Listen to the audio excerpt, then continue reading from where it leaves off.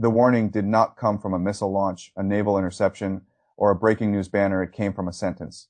This week, while warplanes were still flying, while negotiators were still moving between capitals, and while the Strait of Hormuz remained the most dangerous strip of water on Earth, China's defense minister stood up and said Chinese ships were moving through Hormuz and would keep moving through Hormuz.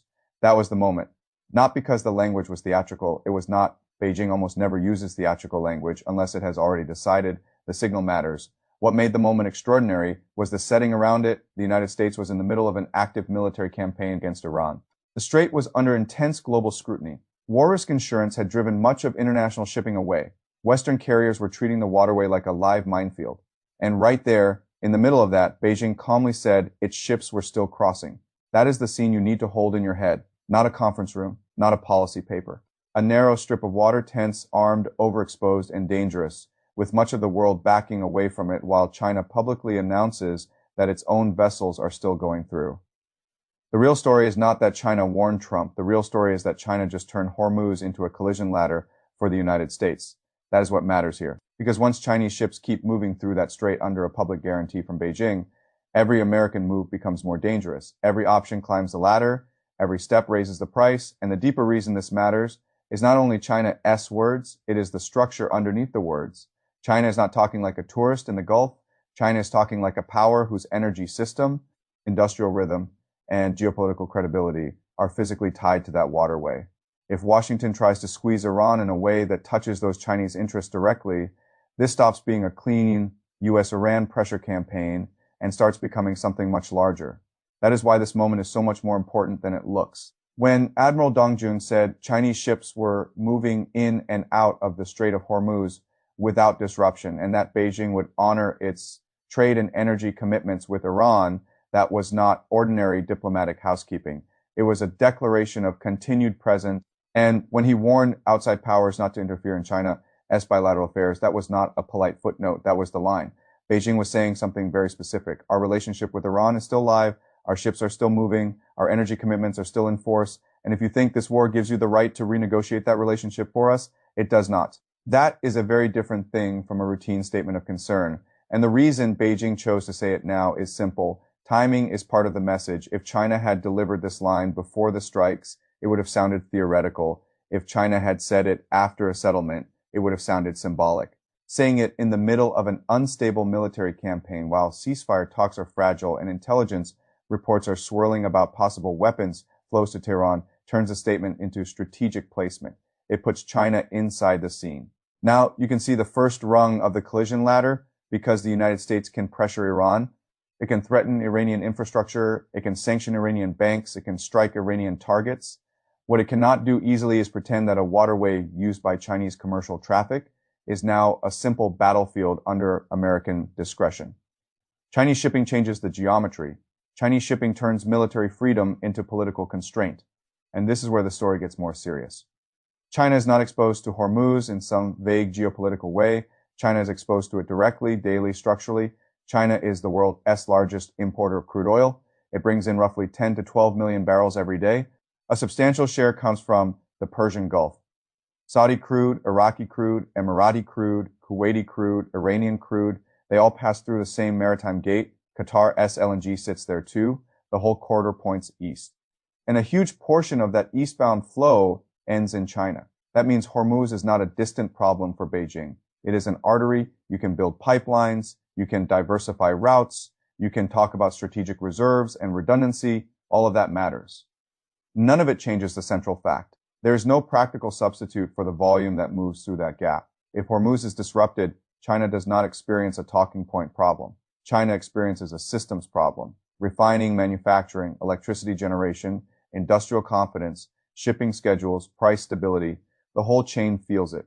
So when Beijing says, in effect, do not touch this route, it is not speaking from abstraction, it is speaking from necessity. And that necessity is one reason the China-Iran relationship matters so much more than most Western coverage admits. For years, the West described that relationship as an awkward convenience, cheap oil for China. Diplomatic cover for Iran, some infrastructure promises, some sanctions evasion, a few indirect transfers, some quiet coordination.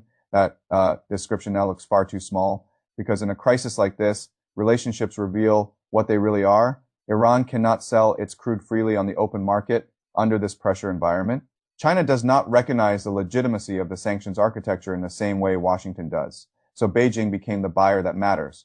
Not the only buyer in theory, the buyer that keeps the system breathing in practice. By various estimates, China has been taking roughly 1 to 1.5 million barrels per Dalton Y of Iranian crude, sometimes more, using layers of obscurity that are now well known, even if they remain politically convenient to deny ship transfers, rebranded cargoes, indirect routing, different flags, different paperwork. A barrel leaves Iran with one identity and arrives in Asia with another. Everyone who studies this trade understands the pattern. The paperwork says one thing, the molecules say another. That matters, because when Admiral Dong says China will honor its energy commitments with Iran, he is not promising to protect a decorative side arrangement. He is publicly defending one of the load-bearing beams of China's energy architecture, and that is why his warning sounds calm but lands hard. Now, let me tighten the master axis, because everything else in this story hangs off one question. What happens when American pressure on Iran starts touching Chinese survival interests? That is the whole game. Not what happens when Washington condemns Tehran, not what happens when sanctions are announced in a press room, not what happens when another round of talks opens or collapses in Islamabad. The real question is what happens when an American strategy designed to coerce Iran collides with Chinese shipping, Chinese energy security, Chinese credibility, and possibly Chinese supply routes. That is the collision ladder. And once you see that ladder, you can see why this situation is so dangerous. Option 1 for Washington is to do almost nothing directly to Chinese shipping. That sounds like the low-risk option. Avoid a direct incident. Keep the focus on Iran. Preserve room for diplomacy. Do not create a crisis with Beijing on top of the existing conflict, but that option carries a price. If Chinese vessels keep moving while the waterway remains dangerous for much of everyone else, then the world sees a hierarchy taking shape in real time. Iran threatens, America strikes, Western shipping recoils, China keeps sailing. Beijing looks like the one power that can protect its commercial line through the storm without firing a shot. That is a propaganda victory. It is also a structural signal to every government watching if you want trade continuity under pressure. Maybe the American umbrella is not the only umbrella that matters anymore. That is not a small cost. Option 2 is selective interdiction. Washington could try to identify and stop shipments it believes are tied to sanctions, evasion, or to military replenishment, especially if the intelligence around air defense systems becomes more concrete. On paper, that sounds disciplined, surgical, targeted, reasonable. In practice, this is where the ladder rises fast, because now the United States has to be right about the vessel, right about the cargo, right about the legal basis, right about the intelligence, and right about the timing, all in one of the most sensitive waterways on Earth. If the ship is Chinese flagged, Chinese chartered, Chinese insured, or politically treated by Beijing as a Chinese interest, the problem is no longer technical, it becomes national. China does not have to fire a shot to turn that incident into a full diplomatic rupture. It only has to say America interfered with lawful Chinese commerce in a moment of already elevated US-China tension. That is enough to widen the crisis dramatically. And if Washington stops the wrong ship or stops the right ship but cannot prove its case in a way that persuades allies, it loses twice. It absorbs the escalation and looks reckless at the same time. Option 3 is broader coercion. The United States could try to raise the cost for Beijing outside the strait itself, more sanctions pressure, more secondary sanctions, more threats against firms, refineries, financiers, insurers, or intermediaries handling Iranian-linked cargoes, make the whole network more expensive to run, force China to choose between discounted Iranian supply and wider economic pain.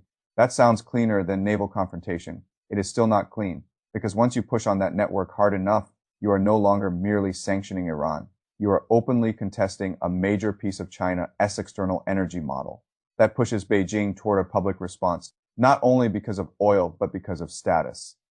Great powers do not like being told that their core trade routes can exist only on another power's permission. If Washington pushes too hard, the message Beijing hears is not stop buying Iranian crude. The message Beijing hears is accept that your industrial system remains vulnerable to decisions made in Washington. That is exactly the dependence China has spent 2 decades trying to escape, and that is why this option also climbs the ladder. Option 4 is military expansion. This is the option everyone says they want to avoid, and the option history shows can arrive anyway when enough smaller moves fail. More patrols, more interdictions, more aggressive enforcement, tighter rules, more strikes, tied to the logic of securing the corridor and degrading Iranian capacity at the source. But the minute that military logic intersects with a Chinese vessel, a Chinese convoy pattern, or a Chinese linked cargo alleged to contain military equipment, the crisis mutates. What began as a coercive campaign against Iran now risks becoming a live test of whether the United States is willing to physically interrupt Chinese movement in one of the most important energy waterways on the planet. That is not just another rung, that is the rung from which strategic accidents happen. And this is why Beijing spoke now, because China does not have to deploy a battle fleet into Hormuz to complicate American planning. It only has to make clear that Chinese movement through the strait carries political backing from the top. That one move alone forces Washington to calculate around China in every serious scenario. Beijing inserted itself into the operating environment with a sentence that is a sophisticated use of power. Now, layer in the intelligence reporting, because this is where the story becomes genuinely alarming, CNN reported, citing people familiar with US intelligence assessments, that China may be preparing to deliver additional air defense systems to Iran, specifically MANPADS, shoulder-fired missiles that can threaten low-flying aircraft. China flatly denied it. That contradiction is normal in conflicts like this. Intelligence points one way, official denial points the other. And what matters is not one headline, but the pattern around it. The pattern here is what gives the report weight. First, there is already a known history of Chinese dual-use technology and components ending up in Iranian systems. Second, Trump himself acknowledged that a U.S. aircraft was brought down by a handheld heat-seeking missile, which matters because shoulder-fired systems are exactly the kind of weapon that are cheap, concealable, and hard to suppress completely from the air.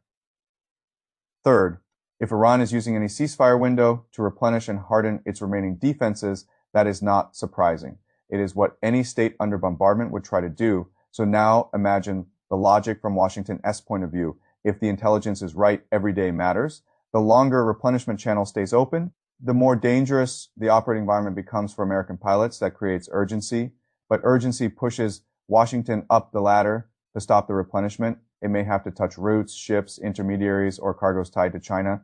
And the moment it does that, it is no longer simply managing an Iran file. It is walking directly toward the red line Beijing just drew. This is why the source material of this crisis matters less than the structure of it.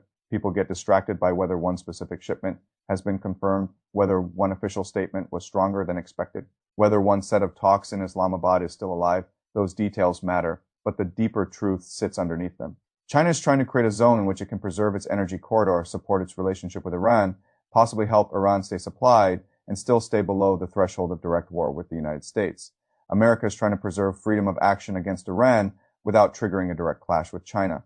Iran is trying to survive, rearm, negotiate, and exploit every crack between those two larger powers. That is the real triangle. And once you understand that triangle, you understand why this feels so unstable. It is not unstable because one side is irrational. It is unstable because all three sides are rational in ways that collide. China wants access without humiliation. America wants pressure without great power escalation.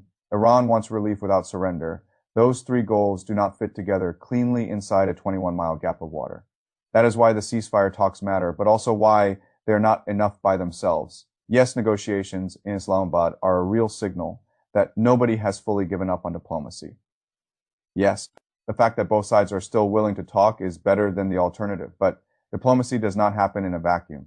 It happens under the pressure of real movements, real intelligence, real shipping, real military risk, and real domestic politics from Washington's side. The problem is obvious. If Iran is using any pause to restock and harden its position, then waiting can make the military problem worse, but moving too hard can create the China problem instantly. From Tehran's side, the logic is just as clear. The longer Iran can stay in the game without breaking, the more likely outside powers become nervous about escalation and start pushing for accommodation rather than collapse.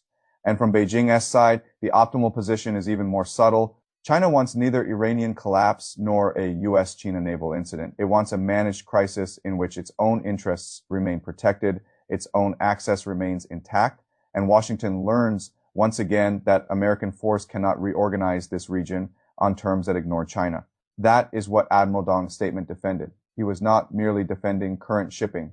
He was defending a principle. The principle is that China's relationship with Iran is not subject to American wartime editing. And if Washington tries to edit it anyway, every option gets worse. There is a historical pattern here that is worth seeing clearly. Great powers often discover their limits not when they are weak, but when a smaller campaign suddenly reveals a larger constraint. A state thinks it is fighting one adversary, only to discover that the battlefield contains another power, as vital interests embedded inside it. Not always with troops, sometimes with trade, sometimes with finance, sometimes with a diplomatic guarantee that looks soft until somebody tests it. That is where America is now in Hormuz. It is not that the U.S. Navy lacks capacity. It does not. It is not that Washington lacks coercive tools. It does not. The problem is that coercive tools are least clean precisely where Chinese interests are most entangled. The more Washington pushes toward decisive control, the more it risks discovering that the strait is not simply an Iranian problem set. It is an Iranian problem set wrapped around a Chinese energy problem, and China knows that. That is why the tone was calm. Calm signals confidence. Beijing did not need a dramatic speech because the underlying leverage is already there. Chinese demand matters. Chinese shipping matters. Chinese tolerance for interference matters. If your economy drinks from the Gulf every day, you do not have to scream to show seriousness. You only have to remind the world that your ships are still moving while others are not. That is what made the statement sting. Now, let me make the master judgment as plainly as possible. The real story is not that China issued a warning. The real story is that China has turned Hormuz into a place where American pressure on Iran now carries a China surcharge. Every serious move costs more than it used to. Ignore Beijing, and China looks protected while America looks selectively constrained. Interdict Chinese linked flows, and the crisis widens beyond Iran. Escalate the sanctions architecture, and you strike closer to the heart of China's energy model, expand military pressure, and you raise the odds of an accident with a peer power whose ships are still physically present in the corridor. That is the latter. And if you want to understand how dangerous this moment is, do not watch the rhetoric first. Watch whether Washington can find any move that meaningfully tightens pressure on Iran without taking another step up that ladder. That is the real test. Because if no such move exists, then this war has already changed shape. It is no longer just about stopping Iran. It is about whether the United States can still impose order in the world. As most important energy choke point when China has decided that its own interests will keep moving through it anyway. That is why this warning stunned the world, not because it was loud, because it was placed exactly where America's options are weakest. And if this continues, the sentence everyone will remember will not be the warning itself. It will be the truth underneath it in Hormuz. Now, every road to Iran runs through China first.